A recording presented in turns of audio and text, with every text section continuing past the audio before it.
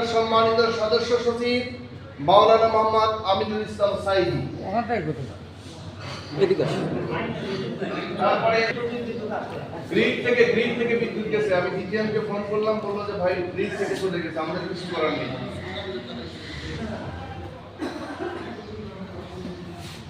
মোহতারাম সাহেবে সদর জনাব হযরত উলামায়ে কেরাম, সম্মানিত ইমাম ভাইরা, আসসালামু আলাইকুম ওয়া রাহমাতুল্লাহি ওয়া বারাকাতুহু। ওয়া আলাইকুম আসসালাম ওয়া রাহমাতুল্লাহ। আমরা মহান আল্লাহ রাব্বুল আলামিনের দরবারে শুকরিয়া আদায় করছি যে পরম করুণাময় মহান আল্লাহ তাআলা তারাস উপজেলা অদচিরমের ভিতরে জাতীয় ইমাম সমিতি কর্তৃক আয়োজিত সমাবেশে আমাদেরকে আসার, বসা, আলোচনা করা এবং শোনার জন্য তৌফিক দান করলেন। সেই মহান আল্লাহ রাব্বুল আলামিনের দরবারে শত যুদ্ধ কণ্ঠে বিনয় অবনীত চিত্রে শুকরিয়া জ্ঞাপন করছি। সকলেই পড়ে নেই আলহামদুলিল্লাহ। আলহামদুলিল্লাহ। আজকে সমবেত হতে পেরে আপনারা খুশি না বেজার? খুশি। এই জন্য বললাম, বিগত সরকারের আমলে 16.5 বছর আলেমরা একত্রিত হয়ে এইভাবে সমাবেশ করতে পারেন নাই। তারা সেও হয় নাই, হয়েছে নাকি? হয় নাই। তো ইমাম শব্দের অর্থ হলো নেতা। ইমাম শব্দের অর্থ কি? নেতা। যেমন তেমন নেতা হলে চলবে না। সাধারণ নেতা আবার আর সুপার কোয়ালিটির নেতার মধ্যে পার্থক্য রয়েছে। মানুষ যেমন দুনিয়াতে আমরা আসছি সাধারণ মানুষ, আর বিশ্ব নবী তিনিও মানুষ, তেনার সাথে সাধারণ মানুষের সাথে এক হতে পারে না। তিনি হলেন সুপার কোয়ালিটির মানুষ বা নেতা। পাথরের ভিতরে যেমন পেশকম আছে, লুলু, মারজান, আকি, জবরজত।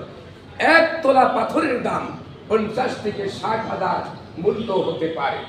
আবার একটি বড় পাথর রাস্তা সারে, এই একটা পাথরের দাম 5 থেকে 10 টাকা মূল্য হতে পারে। পাথরে পাথরে যেমন বেশ কম, সাধারণ নেতা আর সাধারণ ইমাম নেতার ভিতরে তেমনই বেশ কম। জোরে বলেন ঠিক কিনা? আমরা ইমাম, আমরা যে নেতা, সাধারণ নেতারা কথা বলেছে, ইয়াত্তাবিউনা ইল্লা যান্না ওয়া ইন্না যান্না লা ইউগনি মিনাল হাক্কি শাইআ। দুনিয়ার সাধারণ নেতারা কথা বলে আন্দাজ আর অনুমানের উপরে ভিত্তি করে কথা বলে। আন্দাজ আর অনুমান কখনো সত্যের কাছেও যেতে পারে না।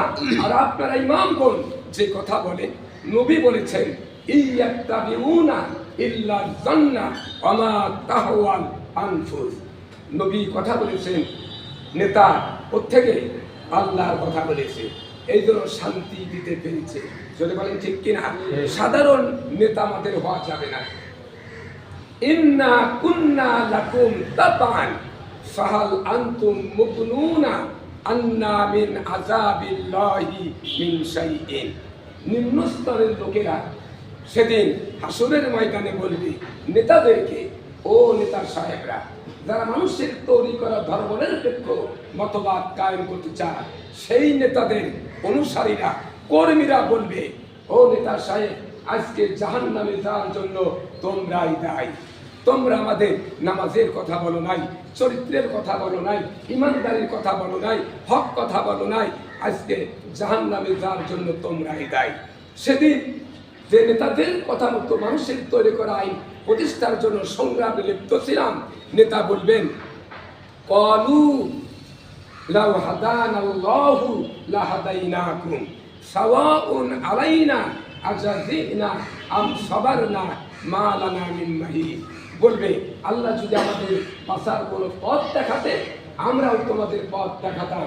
অধৈর্য হও, আজাজিনা আম সাবারনা মা লানা মিন মাহিদ। অধৈর্য হও, বিরক্ত হও, কোনো উপায় নাই। আমার অবস্থাও যা, তোমাদের অবস্থাও একই, চলো একসঙ্গে জাহান্নামে যাই। সাধারণ নেতারা জাহান্নামে নিয়ে যাবে, আর যারা ইমাম কোরআন মেনে চলে, হাদিস মেনে চলে, তেনারা তো জান্নাতে যাবে, তেনারা কর্মীদেরকে জান্নাতে নিয়ে যাবে। তার প্রমাণ আল্লাহর নবী সেজদা পড়ে যাবেন, আল্লাহ পাক বলবেন আমার হাবিব হাবিব হাউজে কাউসার দান করেছি, আপনি কেন কাঁদছেন? মাকামে মাহমুদ দান করেছি, আজকে তো কান্নার সময় না, কেন কাঁদছেন? রাসূল বলবেন রব্বুল আলামিন, আমি দেখতে পেলাম তোমার ফেরেশতারা আমার উম্মতদের ধরে ধরে জাহান্নামে নিয়ে যাচ্ছে। আল্লাহ বলবেন হে রাসূল, কান্না আমার সহ্য হয় না, আপনার কান্না বরদাস্ত করতে পারি না। আপনাকে ম্যাজিস্ট্রেসি পাওয়ার দেয়া গেল, আপনি দ্রুত আপনার নামাজি ইমানদার মুত্তাকিনদের উম্মতদের ধরে ধরে জান্নাতে নিয়ে যান। সুবহানাল্লাহ। সুবহান। আপনারা সেই নবীর উম্মত, আমরা সেই নবীর উম্মত না? আমরা ভালো কাজ করে জান্নাতে যাব, কর্মীদেরকেও নিয়ে যাব, ঠিক কিনা? কিন্তু ইমাম সমিতির উপলক্ষে এতক্ষণ আমি কথা শুনলাম যে আমরা লাঞ্ছিত, অবহেলিত, একটাই কারণ, ওমা মিন দাব্বাতিন ফিল আরদি ইল্লা আলাল্লাহি রিজকুহা। পৃথিবীতে এমন কোন বিচরণশীল জীব নাই যে জীবের নিশ্চয় দায়িত্ব আমি আল্লাহ নিজে হাতে গ্রহণ করি না। এ কথা কার? আল্লাহ। একটা পিপিলিকা থেকে শুরু করে বিরাট একটা হাতি পর্যন্ত সকলের খাবার কে যোগান? আল্লাহ। আল্লাহ, আল্লাহ যোগান। বাহাবি অল বাহাবি, অর্থাৎ ওয়ালামু মা ফিল বাররি ওয়াল বাহর, জমিনে কি হয়, সমুদ্রের অতল তলদেশে কি হয়, এই খবর আল্লাহ পাক জানেন।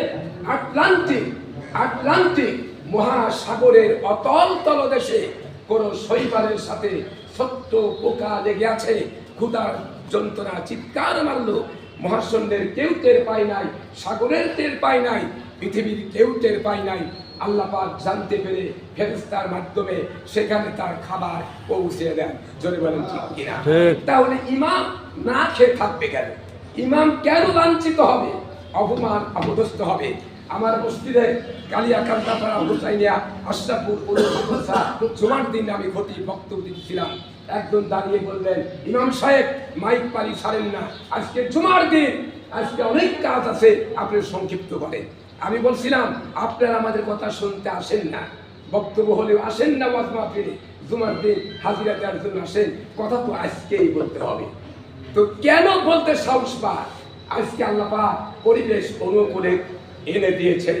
আমরা আলেম ইমাম যদি একত্রিত হই, ঐক্যবদ্ধ হই, তাহলে আমাদের বিরুদ্ধে কেউ কথা বলতে সাহস পাবে কি? কেউ সাহস পাবে না কথা বলার মতো।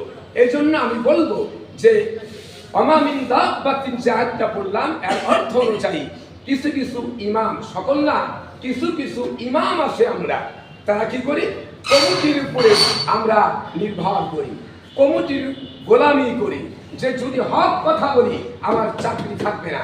বিএনপির নেতারা সেখানে, আওয়ামী লীগের নেতারা আছে, এখন যদি আমি হক কথা বলি আমার চাকরি চলে যাবে, আমার জাগিরদারি চলে যাবে।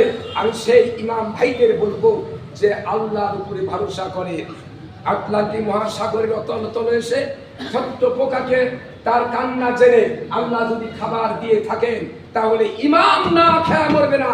ইমাম হলো কে? নেতা, ওরাসাতুল আম্বিয়া, এরা কি না খেয়ে থাকবে? না। সম্মানের পাত্র। যদি কোরআনের রাজ কায়েম হয়ে যায় আমাদের দেশে, তাহলে সর্বপ্রথম ইমাম আলিমগণ মর্যাদা সম্পূর্ণ জায়গা যেতে পারবে। ধরে বলেন ঠিক কিনা? মানুষের তৈরি করা যত মতবাদ আছে, এই মতবাদ প্রতিষ্ঠা করলে আমরা দাম পাবো না। মানুষের তৈরি করা মতবাদ সব কুফুরি মতবাদ। ধরে বলেন কি মতবাদ? কুফুরি মতবাদ। জাতীয়তাবাদের মতবাদ কিসের মতবাদ? পুঁজিবাদের মতবাদ কিসের মতবাদ? ধর্মনিরপেক্ষতাবাদের মতবাদ কিসের মতবাদ? সমাজতন্ত্রের মতবাদ কিসের মতবাদ? সব কুফুরি মতবাদ।